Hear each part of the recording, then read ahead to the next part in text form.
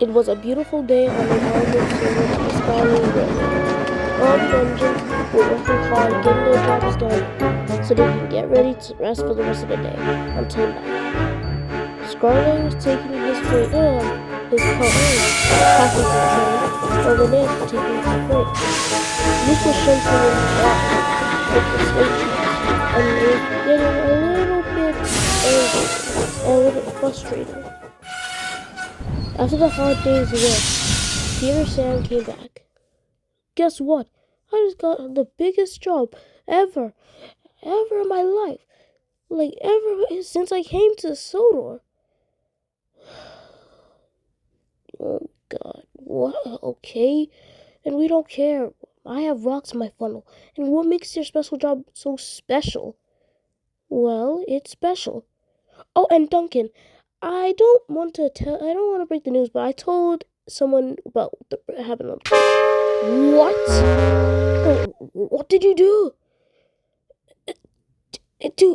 Peter, Sam, it's secret. Why would you tell someone?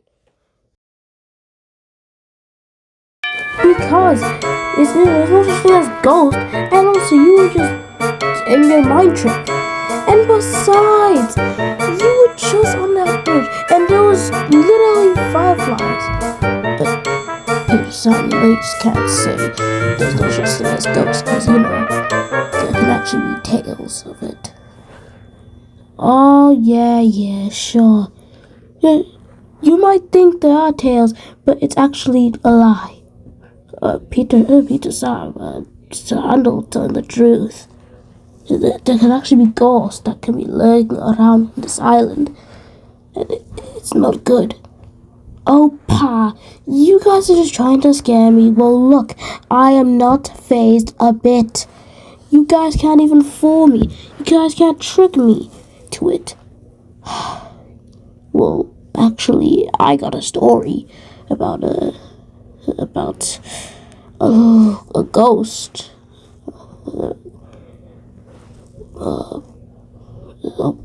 Okay, tell me about it then. Alright. It all started a long time ago. There was a little girl named May, right? And she was always being bullied by these two girls in school. I don't know the name, but all I know is that one day they decided to make a plan on May, and they decided to get the revenge for what happened, something that happened that I don't know. But since they came up with the idea, they decided that they would trap her in a warehouse.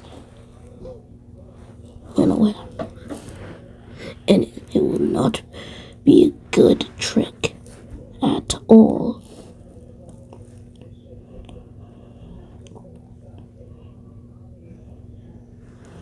After school, May found a note in a locker, and it was saying how one of the bullies was saying how they were sorry for what they did to her all those days ago and all those times. So, they decided to meet her at 8 o'clock at a warehouse.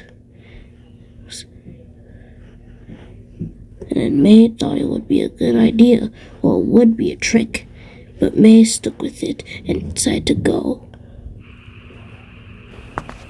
A while later, May found the warehouse that they were talking about, and then she was met up with someone that she knew. Then, while she waited, one of the girls came and wanted to apologize. She said good evening, and the other started to talk about how she was sorry and how her bullying was not polite at all. And then I told her about how there was a surprise inside the shed, and just to be friends with May. But May didn't know that it was actually a trick all along. Then May went inside the shed and until the door was locked. When May was inside, it was dark, eerie, and old. Then May tried to get out, but the door was locked shut. She panicked, and then until she started screaming and crying out. The girls laughed until she was stuck in there for a long time. They started saying how they tricked her and had been saying how they were actually going to be friends with her. Until they went home. Till one rainy night, one of the girls that bullied him walked into her living room, seeing it was raining outside and couldn't go to school.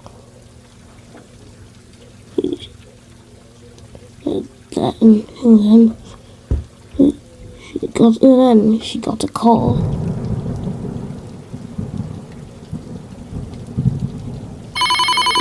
It was some type of call on her phone.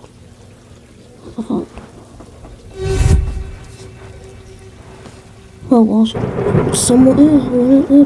of the bullies told her how May was killed for some reason. We don't know how, but we do know that it wasn't a good sight. Well, some people don't know that. We do know it wasn't a good sight. Then, Will decided to go into her room, but then decided to go into the kitchen and have a little something to eat.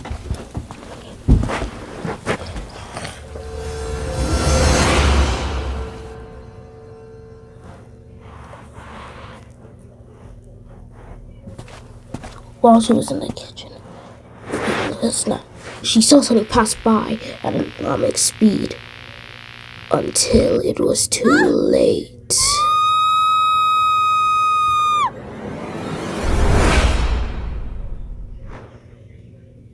Then the girl sat there, dead. Earlier, there was another victim, and it was another girl. And it was actually the other girl that would bully May. She heard a door knock and thought it was someone there. There was someone there. Then she turned, and then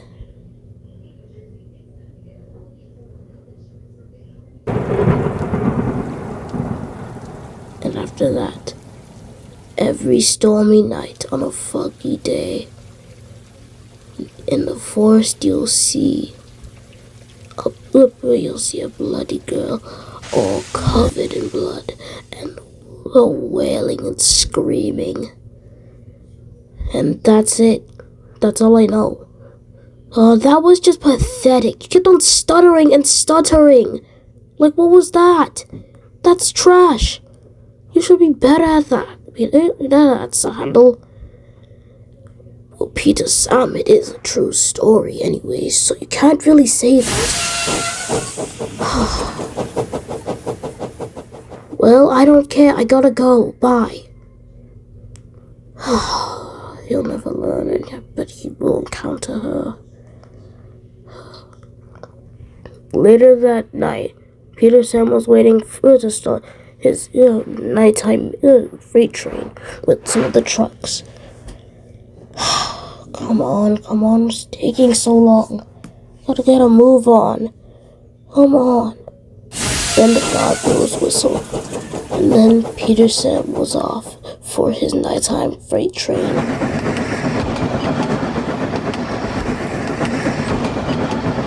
It was a long night, long distance to his destination. It was quiet, and it was going to start to rain. The fog was going to start rolling in.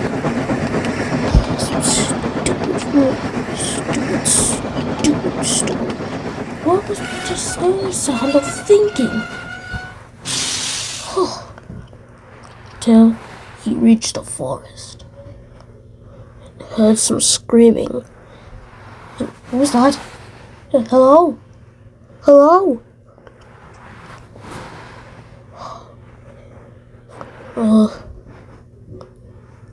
No, no. It can't be screaming and all that. It's just my mind playing tricks on me. It's just playing tricks. That's what it is. I'm not hallucinating or anything. It's just my mind playing tricks on me. While he was still on the run to his destination, in the forest, he still kept on hearing the screaming, but still denied that it was actual screaming. But then he started to worry about it. He couldn't hide it anymore.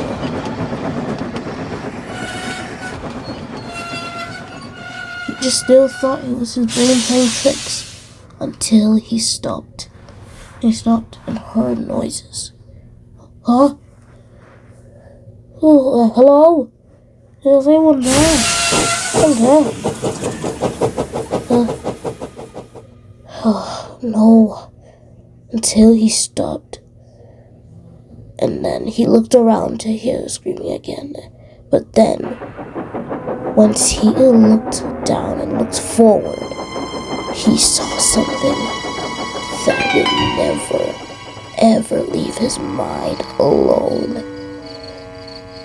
When he saw a shadowy figure in front of him, coming towards him, to be exact. Oh, when his eyes were wide open, his eyes shook and moved around like crazy and rapidly until he saw her. The little female ghost. Peterson was shivering. He was cold and he did not know what to do. He just tried to yelp for help, but he couldn't. He just kept on shivering and shivering until he reached out and was about to wiggle to his face until he started screaming, and he ran away as quick as he could.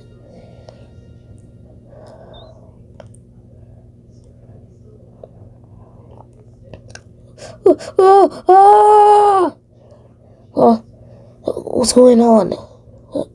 Huh? Peter, Sam? Yes. Oh, I guess we can all Peter Sam's eyes were shut until he opened them and was trying to catch his breath. He was still shaking up a bit after running, tired, and couldn't stop thinking about it. The next morning, Peter Sam was still tired and couldn't sleep. He couldn't and thought, maybe I wasn't. Maybe it is. But that is for another story for another time. See you guys in season 2.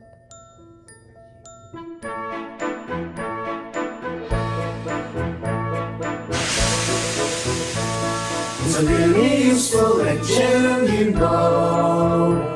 All the other engines go down to saw. He huffs and puffs and whistles, rushing to and fro. He's a really useful engine, we adore. He's a really useful engine, you know. He's the fast controller who told him so. Now he's got to rush lines and call his very own.